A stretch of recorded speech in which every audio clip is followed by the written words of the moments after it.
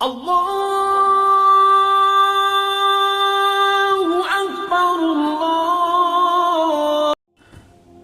حضرت عبادہ بن صامت رضی اللہ عنہ فرماتے ہیں کہ میں نے رسول اللہ صلی اللہ علیہ وسلم کو یہ ارشاد فرماتے ہوئے سنا، اللہ تعالیٰ نے 5 نمازیں فرض فرمائی ہیں۔ جو شخص ان نمازوں کے لیے اچھی طرح وضو کرتا ہے،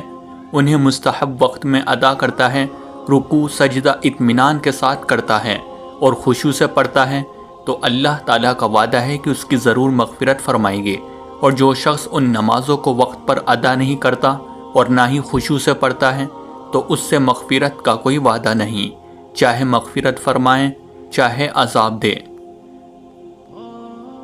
حضرت ابو قتادہ بن ربعی رضی اللہ عنہ روایت کرتے ہیں کہ رسول اللہ صلی اللہ علیہ وسلم نے ارشاد فرمایا، اللہ تعالیٰ ارشاد فرماتے ہیں کہ میں نے تمہاری امت پر 5 نمازیں فرض کی ہے، اور اس بات کی میں نے ذمہ داری لے لی ہے کہ جو شخص میرے پاس اس حال میں آئے گا، اس نے ان 5 نمازوں کو ان کے وقت پر ادا کرنے کا اہتمام کیا ہوگا،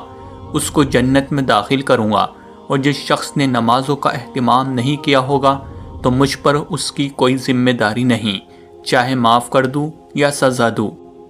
حضرت حنظلہ اسیدی رضی اللہ عنہ سے روایت ہے کہ رسول اللہ صلی اللہ علیہ وسلم نے ارشاد فرمایا، جو شخص 5 نمازوں کو اس طرح پابندی کرے کہ وضو اور اوقات کا اہتمام کرے، رکوع اور سجدہ اچھی طرح کرے، اور اس طرح نماز پڑھنے کو اللہ تعالیٰ کی طرف سے اپنے ذمہ ضرور سمجھے، تو اس آدمی کو جہنم کی آگ پر حرام کر دیا جائے گا۔